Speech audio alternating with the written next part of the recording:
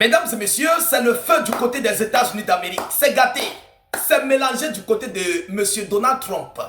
Alors, l'Amérique dit qu'il est inadmissible que l'Iran ferme le détroit d'Ormuz.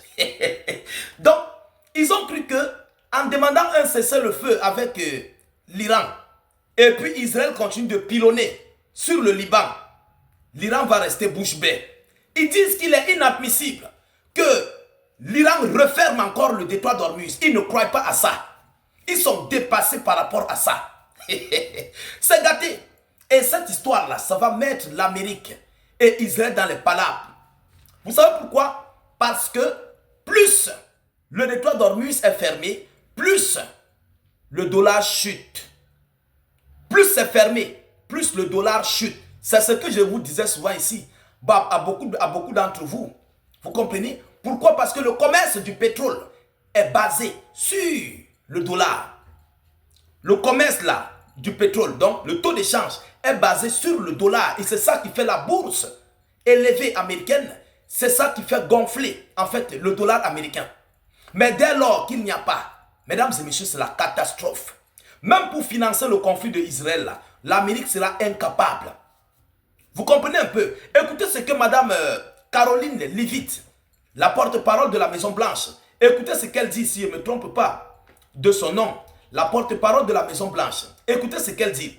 Il est inadmissible que l'Iran ferme le détroit d'Ormuz, dit la Maison Blanche. Il est inadmissible. Partagez la vidéoconférence au maximum. Je veux voir beaucoup de partages. Je remercie mon jeune frère Maxwell Dozo. On a parlé, on a discuté comme des hommes, comme des frères africains et vraiment, ça me va droit au cœur. Ouais, c'est comme ça la vie. C'est comme ça la vie. Maxwell Dozo, sois salué depuis ta position. Vous comprenez? C'est ça un homme. Donc c'est déjà réglé la famille. Voilà. Je remercie beaucoup notre jeune frère qui a compris. Et il s'est rapproché vers moi. Vraiment, ça me fait énormément plaisir. C'est ce que j'ai toujours demandé. Hein.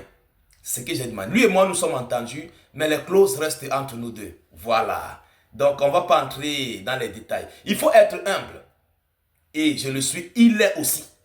Il est humble. Alors, allons-y dans la profondeur. Partagez la vidéoconférence au maximum. Je vous en prie. Ça me va droit au cœur. Hein. Je suis vraiment ému.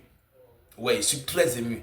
Alors, la porte-parole de la Maison Blanche a averti qu'il serait inacceptable que l'Iran bloque à nouveau le détroit d'Ormuz après que l'agence iranienne FARS a annoncé sa fermeture. Pour eux, ils disent que c'est inacceptable. Mais pourquoi? Pourquoi c'est inacceptable? Mais c'est acceptable lorsque vous soutenez Israël de pilonner, de bombarder sur le Liban. Alors, tout ça là, vous allez écoper ça. Vous savez que, à l'heure où je vous parle là, les pays sont affaiblis. Et plusieurs navires sont encore dans le Golfe. Dans le Golfe Persique. Vous comprenez? Donc, ils sont encore pris en tenaille. Et les pays qui détiennent ces navires vont se retourner contre les États-Unis d'Amérique et Israël. Ça, c'est clair. Selon la même source, mesdames et messieurs, le président a pris connaissance de ces informations avant que je n'arrive ici pour une conférence de presse. C'est complètement inacceptable. Une nouvelle fois. C'est un exemple dans lequel ce qu'ils disent publiquement n'est pas ce qu'ils disent en privé, a déclaré Caroline Leavitt. Madame Caroline Leavitt, c'est-à-dire dans le temps même de l'administration, vous n'êtes qu'une déchette. Et pourquoi ce qu'on dit en public? Pourquoi Israël ne veut pas respecter ça? Hein? Caroline Leavitt, il faut aussi dire à Israël de respecter. Ne regardez pas seulement l'Iran. Et lorsqu'on parle même d'avoir les gens qui ont violé plus d'accords, les cessez-le-feu, qui l'a déjà fait comme Israël et les États-Unis d'Amérique sur ce monde? Qui l'a déjà fait? Qui a déjà violé les accords de paix comme les États-Unis d'Amérique et Israël? Je la reproche par rapport à cette partie où elle dit une nouvelle fois, c'est un exemple dans lequel ce qu'ils disent publiquement n'est pas ce qu'ils disent en privé, a déclaré Caroline Leavitt. Donc pour elle, ça veut dire que l'Iran n'a pas respecté sa parole de l'ouverture du détroit d'Ormuz. L'Iran a ouvert, Mais Israël a continué de bombarder. Alors, l'Iran a compris que automatiquement, ils ont été dupés, ou bien ils sont en train d'être vouloir duper. Alors, qu'est-ce qu'il faut faire? Il faut refermer. En fait, la réalité, c'est quoi? La réalité, c'est quoi? La réalité est que ce conflit-ci devrait continuer au Liban pour permettre de grignoter encore le territoire libanais. C'est ça le but de l'Amérique, avoir le grand Israël qui collecte les parcelles syriennes, libanaises et tous les autres palestiniens et autres.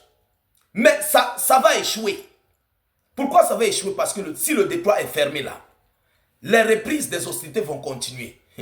Ça va chauffer sur Israël. Ça va chauffer.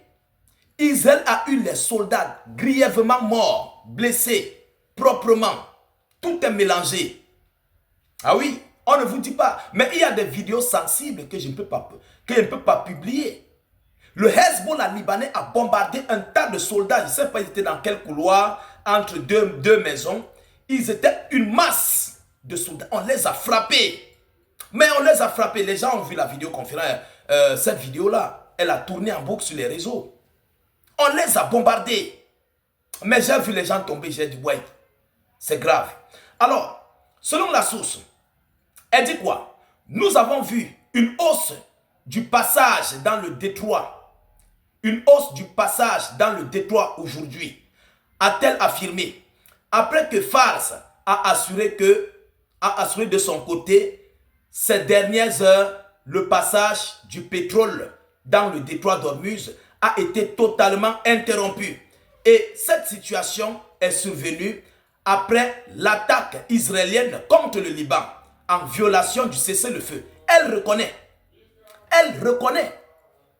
Mais elle voulait se dire quoi? Attendez, vous savez, leur stratégie c'est quoi? Ils se disaient que c'est l'Amérique qui est en guerre contre, plus précisément, l'Amérique est en guerre contre l'Iran. C'est-à-dire, Israël n'est pas en guerre contre l'Iran. Donc, ce cessez-le-feu, ça concerne seulement l'Amérique et l'Iran. Selon eux, c'est ça leur idéologie. Donc, comme il y a un cessez-le-feu entre les deux parties américaines et iraniennes, Israël ne fait pas partie. Eux, ils vont continuer leur travail de l'autre côté. Mais, vous avez menti. Je dis, il n'y a pas plus intelligent qu'un mathématicien. Lorsqu'on parle de mathématiciens, on parle de scientifiques. Parce que les scientifiques sont d'abord des fins mathématiciens. Oui, ça, il faut le connaître. Les scientifiques que vous voyez là, ce sont les fins mathématiciens. Très forts dans la mathématique.